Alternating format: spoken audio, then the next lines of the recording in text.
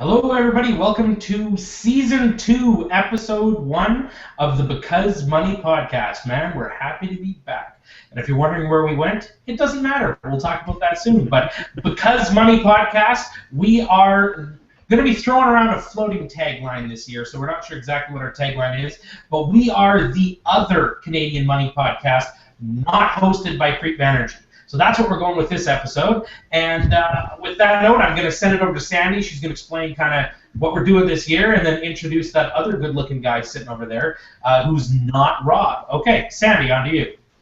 I am so glad to be back, if only for Jackson's spur-of-the-moment stuff that he says. So we have been spending a lot of time meeting and talking about this year's episodes. We've got a slate of a lot of really good ideas, some really exciting guests that I am personally, there's a couple of people that I have known about for years and years, I've talked to online and have never had a chance to talk to in person, so I'm sure I'll wave my hands around and, you know, laugh a lot while we have them, but it'll still be really great. You'll enjoy it anyway. And yes, let's talk about Kyle, because our friend Rob, our co-host, this year has to take a sabbatical. He's leaving us to our own devices, which may or may not have been a good idea on his behalf. But we've got a really great guy, Kyle, stepping in for him. You might remember him from Young and Thrifty. He's all over the place. But I'm going to throw it to him and let him introduce himself, and we can go from there. So clearly the pre-discussed game plan of keeping the bar nice and low went out the window there very quickly. I'm going to try my best to step into Rob's massive shoes here and not completely destroy the Because Money brand and the Because Money podcast. Yeah, you guys might remember last year I was on the show discussing a little bit about student personal finance courses and why we need to teach that stuff a little bit more. You might have also caught me if you read the Metro this summer. I had a summer column in the Metro. I've done some other writing in newspapers. And yeah, like Sandy says, if you Google my name, I'm apparently quite vain because I'm on a lot of different projects and weird money things. So if you want to check out a little more about me, that's where you can find me. But I think what everyone's waiting for is what Jackson Middleton did with his summer, because I'm sure it will not disappoint. Wow, there we go. Everyone's wondering, hey? No, actually, I'm kind of a, as maybe just a refresher, I was a mortgage broker from 2007 to 2013. I then sold my company to a company in Edmonton. I'm originally from Regina, Saskatchewan. Spent 33 years there and then finally got out. But yeah, so then I sold my company, moved to Edmonton, and took a marketing position. And that's kind of when we started the Because Money. I kind of Sandy and I started talking, we got Rob involved, and then did some of the podcasts there. So I was kind of working for a mortgage company, but kind of doing marketing. And since then, I got I got a shot with a big company doing more corporate-y type stuff, and that just wasn't me. So I ended up leaving the company and starting my own company called Kilted Media. So I'm known online as the Kilted Broker. I don't own pants. They kind of freak me out. So I wear a kilt every day, and that's kind of become my thing. So online I go by the Kilted Broker, and now I run a marketing company called Kilted Media, and kind of been building that up since January of this year. And it's been a real transition, but man, I love being an entrepreneur. I'm a small business guy, and I think that one of the draws for me to be involved in the Because Money podcast initially, and that Sandy and Rob both liked, was the fact that I don't have my act together in finances, and I can bring a real fresh perspective into when finance people talk finance, they just forget that there's really, really stupid people out there. And that's the problem. So I bring that perspective, I don't really keep receipts. I mean, how do I do that? It's like I know I should. I mean, I know these things, but I just don't. And I can bring that perspective that other people, they maybe lose sight of there's people like me out there. So as part to round out the show, I bring that honest, are you for real perspective, and I will continue to do that. I'm learning. I actually hired a financial controller for this business, so I have somebody who does it. So she now tells me everything I need to do. And if you're a small business person, it's like my marriage. Oh, that's good. Yeah. What's that? I said it's like my marriage. She tells you everything. There you go. There you go. But yeah, so I've got a controller. She tells me what to do, and I'm actually taking small steps to being financially responsible with my business. So, Sandy, what did you do since we finished episode 27 of season 1, and now we're starting episode 1 of season 2? I worked with a lot of really fantastic clients, and none of them are dumb. And every time you say that there's dumb people in the room, it just irritates me. Everybody's really smart about their own stuff, not necessarily the right decisions, but you know about you and the things that make you tick. It's just a matter of, getting it into gear, that's all. So stop saying people are stupid. So that's number 1. But yeah, mostly I worked with, I spent some time with the kids. I really like summer, but I don't get a lot of it because of, children. And I had, like I said, I had some really great clients. I got off the phone last night with some clients who were just fantastic, working on a retirement income plan for them and really involved, and they read a lot of articles, and they were able to have really long, good discussions that kind of even went outside of what their own financial plan was. So I've just got my head down, and I haven't really done anything exciting except for, well, maybe you can see behind me, I don't know if you remember from last year, I spent most of my time complaining about the fact that my house was a disaster and we were going through a huge insurance mess.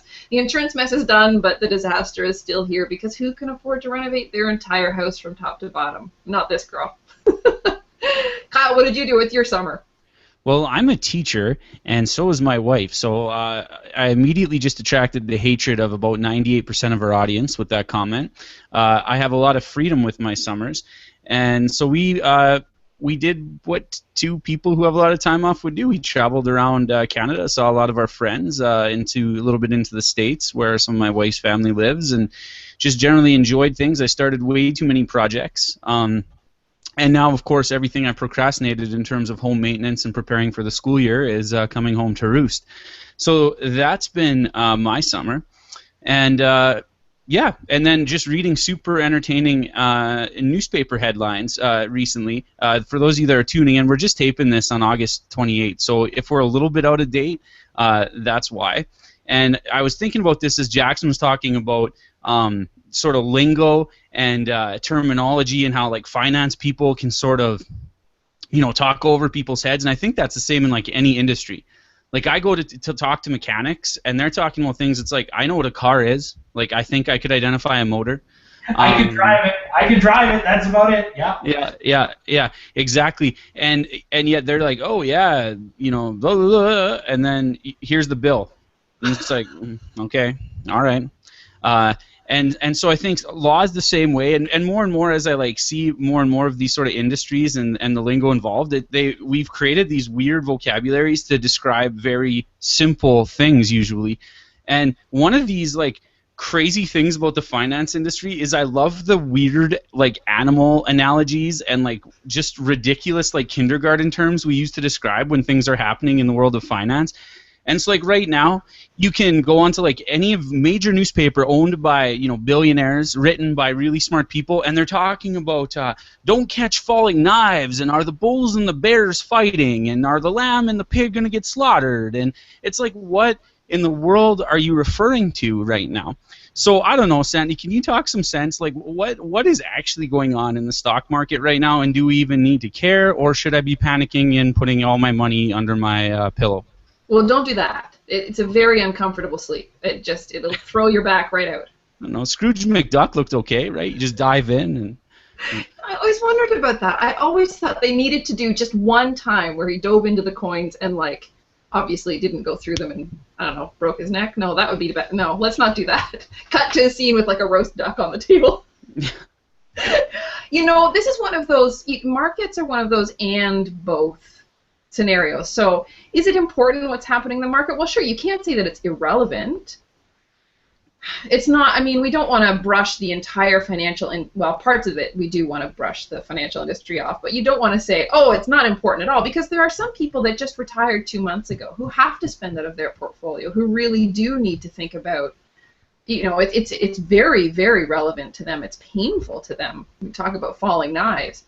For the rest of us, and even for people who have just retired, who are really, who are seeing this and really starting to just have that visceral, scary feeling, it's not important, even if it is. So again, and both.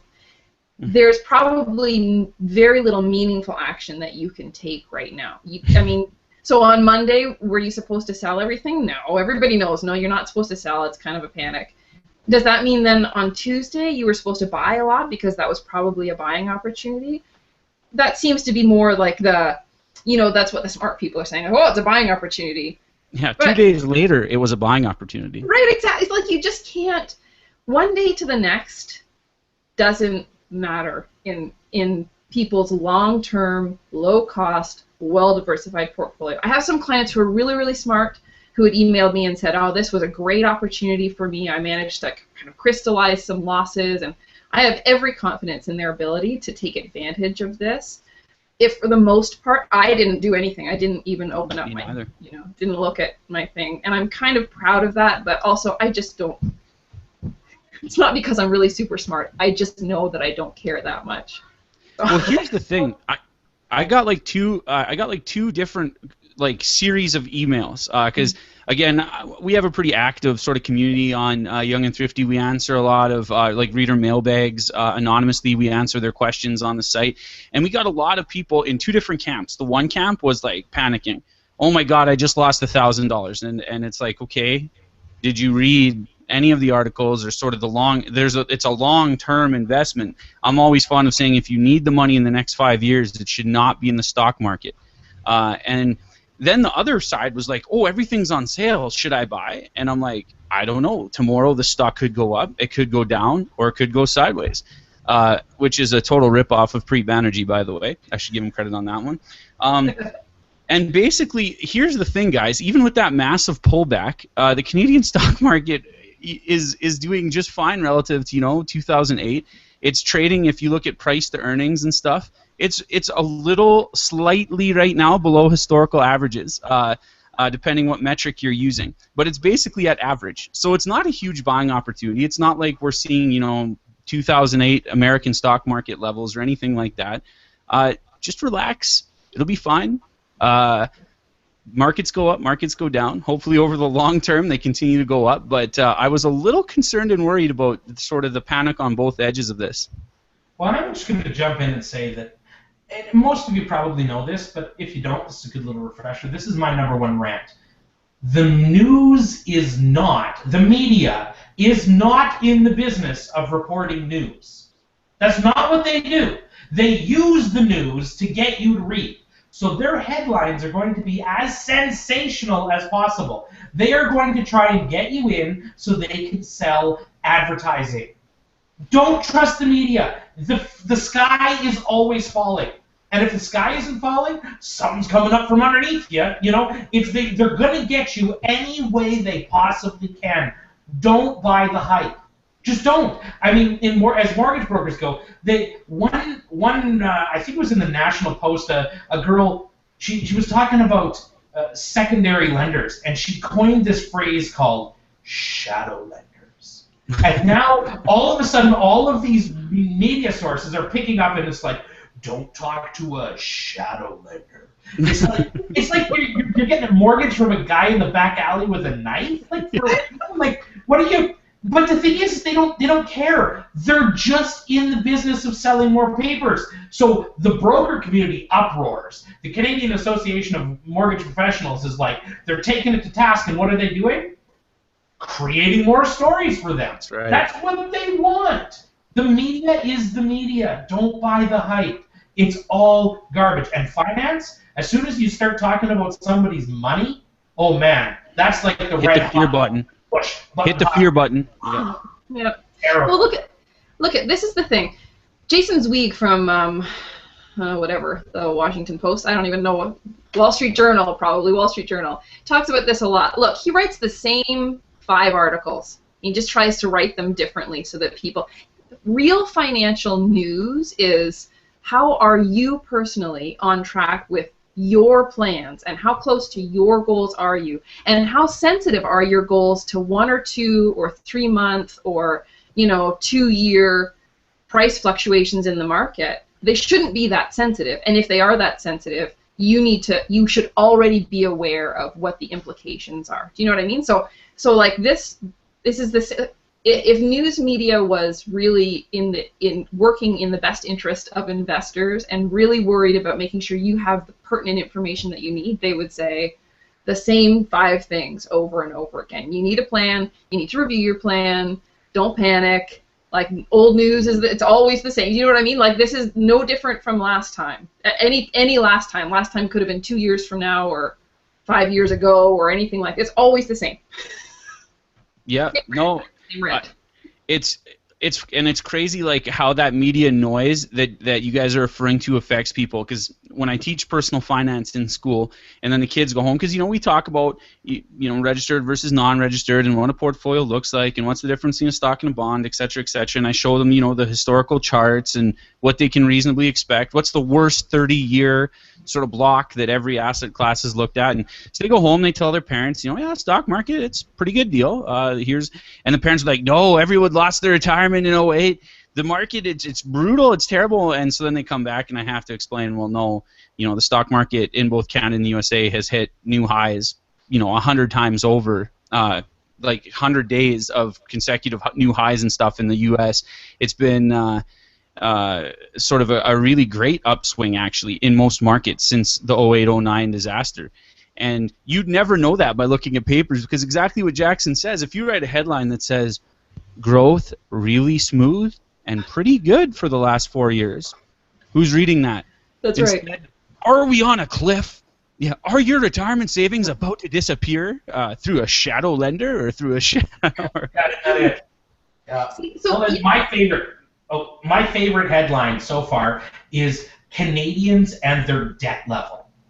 Canadian household debt at all-time high. It's been at an all-time high every time since 1964 when they started reporting it. Because there's more Canadians. Because there's more of us who have debt. Debt increases, there's more overall debt. But man, that's a real good headline to dig into. Canadians at all-time high, 1.68%, and then they get all these. The numbers don't mean anything. It's just meant to freak people out.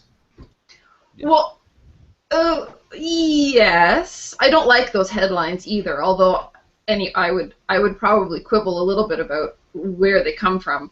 What I want to go back to, though, is people reacting viscerally, kind of what you were talking about, Kyle. Parents at home saying, "Oh, well, my friends lost everything in 08 or whatever." People in general don't know what their own their own rate of return has been.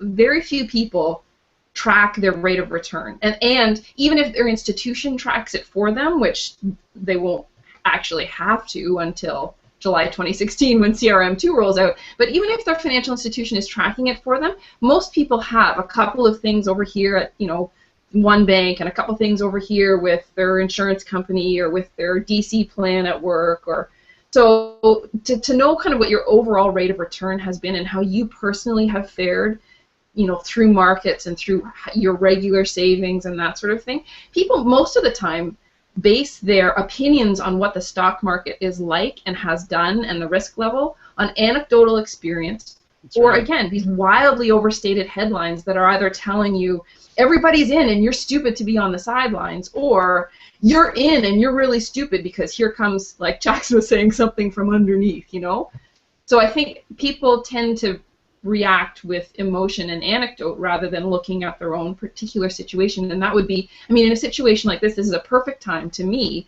for people to go look at their portfolio and construct their rate of return for the past little while and see if it really is a problem. And I want to reiterate here, Sandy, it's not an intelligence thing. Exactly how you were talking about to Jackson. There are super smart people. Like, look, there's a reason 24/7. There's several 24/7 business news channels. Like Jackson was talking about. Newspapers trying to grab headlines. They're coming out once a day or on their website. These guys got to fill like 18 hours of live TV some days, and it's unbelievable. The smart people with millions of dollars to invest who watch guys like, and I'm sorry, Jim Cramer, I'm gonna just join Jon Stewart on my high horse here, but you look at, like, Jim Cramer's got this crazy successful show, and he's like throwing stuffed animals at the screen and like honking horns, and he's got these graphics that his kindergarten child made for him, and people invest on that. like they call in, they're like, "Booyah!" They do all this crazy stuff. I watch it and I'm just amazed. I'm like, I can't believe that people make stock market decisions based on this like traveling circus of entertainment. It's just a really weird way to approach sort of managing your money. But listen, don't we all kind of feel foolish when we do nothing? Isn't there just something inside of us, even as kind of the more experience we get, the more knowledge we get about how kind of our own finances really work, there's still that feeling of, shouldn't I be doing something? Aren't I kind of, like, is it foolish for me to not be doing anything? And then it feels braggy, even kind of, 15 minutes ago when I said, well, I haven't even opened up my investments. Well, I haven't, because I've learned that doing that is a real sure road to the other part of me saying, well, Sandy, you should be doing something. So I'm putting blocks in place because I know my worst side. So I have to consciously, ahead of time, before a situation like this happens, I have to say, okay, in a bad situation, let's make some decisions in advance while we're not under stress, and say, in advance, if I hear news like that, I'm not actually going to go look at my own statements. I'm not going to log on and see what's happening, or I'm not going to read that news or whatever. And then with the benefit of some hindsight, I can then go back and take a look at what's happening without that, again, that immediate stress and that immediate pressure to say, oh, I got to do something right now. I think we all feel that way. I don't think that's kind of a foolish thing, but I do think it's something we need to manage. And just to like sort of further clarify on that point, I know Sandy and Rob in the past have both been big fans of the couch potato, passive investing, index, whatever you want to refer to it as, low fee, broad, diverse investing options. And I am as well. We got like a free ebook on the site. I'll shamelessly self-promote there that describes exactly what my portfolio looks like if you want to check it out. And but guys, the stuff is not magic. Like, people are emailing me saying, "Oh, I thought you had this magic cure with this couch potato portfolio," and it's like, no, it is definitely not magic. It's the furthest thing from. You're taking the average market returns, hopefully, if you do it right, and when the market goes down, you're going to go down. Like, make no mistake, if you were in a couch potato, low index, whatever easier, whatever you're in, if you were in that in 2008, 2009, it went down like 40% or whatever it was, whatever the average of your portfolio was. It's now went up considerably, but just understand that there's no magic bullet here. Like, unless you're, you own Berkshire Hathaway, which is Warren Buffett in like 1960, your stocks go down once in a while, and that's okay. As long as you understand what it is that you've actually invested in and sort of how these long-term trends generally go. Yeah, and that's always the big concern for me when I see sort of armchair advice. Like, there's a huge community of people that are really great and willing to spend time giving people advice, in Reddit forums and that sort of thing. But the thing that really is a red flag to me is people who start their advice with just. So, just invest in low-cost ETFs in a couch potato portfolio. And it's not like you need to kind of give somebody a 10-page or 10-chapter book about investing necessarily. I mean, the right advice is sometimes still the right advice no matter how much the person knows why they're following that advice. But when you give somebody that just invest in a couch potato portfolio and you don't say just what you said, but it's going to go down, then you're doing them a disservice. Yeah, Jackson, I don't know, what's your experience? As you hear us talk about this, are we already getting into too much lingo when we talk about this index and stuff? I think this is exactly what the Because Money podcast needs to be, is just a relevant conversation for people who are trying to figure this out. But there's obviously going to be some lingo, but talking about personal experience, right? Just as long as you understand that we're not here to give you a magic bullet, there's no magic pill, we're going to have a conversation and you need to figure out what's right for you. Personally, and I know that I shared this on season 1, I lost 98% of my stock portfolio in 2 weeks in 2008 because I was diversified in junior speculative oil stocks. I bought 3 of them.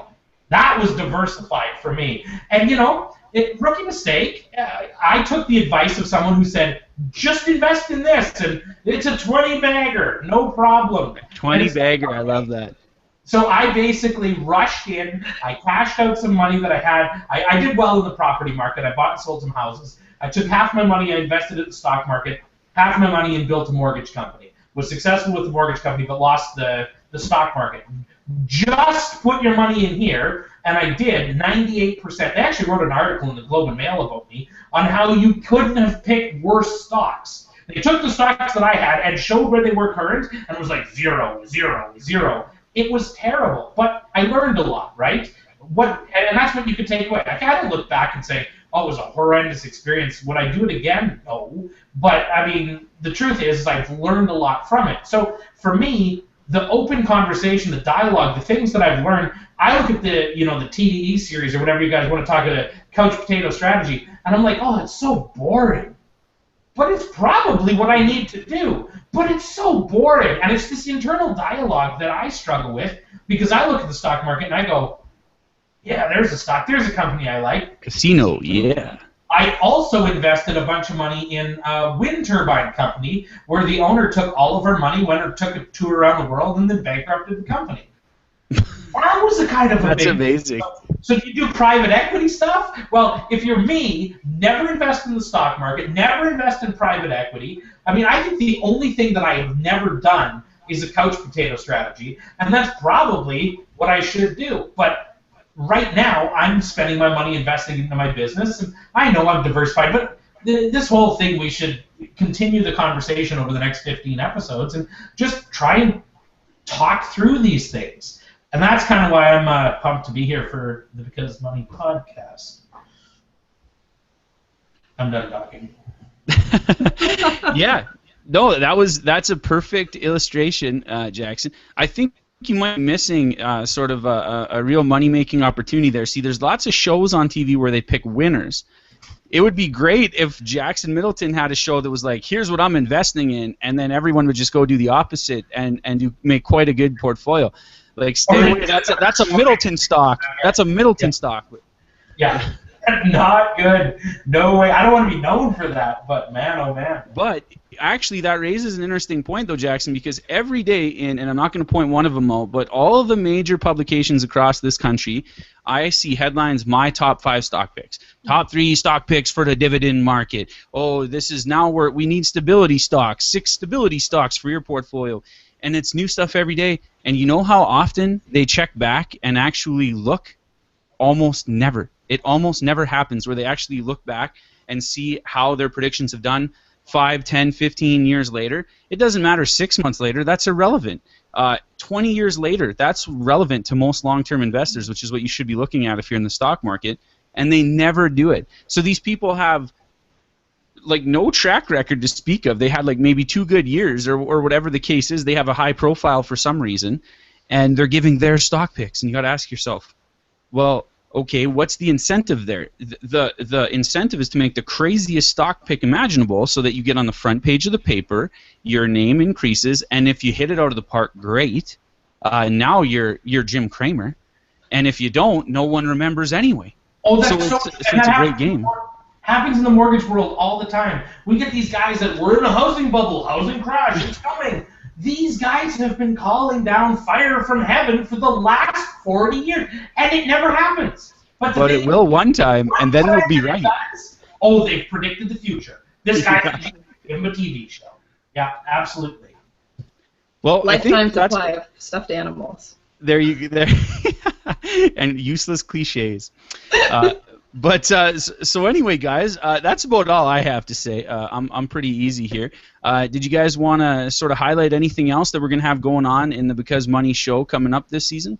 Yes, I know that this season, this season we're talking about food. There's some food coming up that I am very excited about. And Jackson, if you ever have a chance to follow him on, Twitter, on Instagram, he has some of the best food pictures I've ever seen. He's got these like artful slabs of wood with like sprouts and sauce all over the place. Apparently they eat like that all the time. My money downfall right now is I love shopping for dinnerware on Etsy.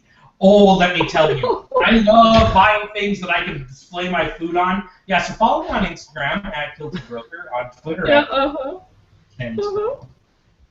But we are going to talk food, and I'm very excited about that because I think that's another one of those just cook at home. Which, sure, it could be great, but it might not be super awesome. Not if I do it. That's the only one. I mean, I know for sure we're doing that. We've got a lot of other stuff that I'm very excited about, but we might not be able to unwrap yet. It'll be surprising when it comes. And our goal this year, I believe, that we've kind of talked through is to be a little bit more organized with scheduled dates. We're going to do some pre-recording. Last year, Season 1, we really tried to work in some live and hitting Twitter live and seeing. And we found that although it worked well for those who wanted to contribute, we basically found that to get the transcripts up afterwards, it wasn't really good for a regular show for us. So we're going to do some pre-recorded shows. We're going to be able to schedule our guests in advance, maybe do some website stuff and kind of promote a lot more stuff. We're trying to clean it up for you in Viewerland. So yeah, we're excited about what the season does, but I think that's it. We're ready to sign off, and thanks for joining us, and we will see you here in 2 weeks when we've got another episode. Talk to you later. So long. Bye.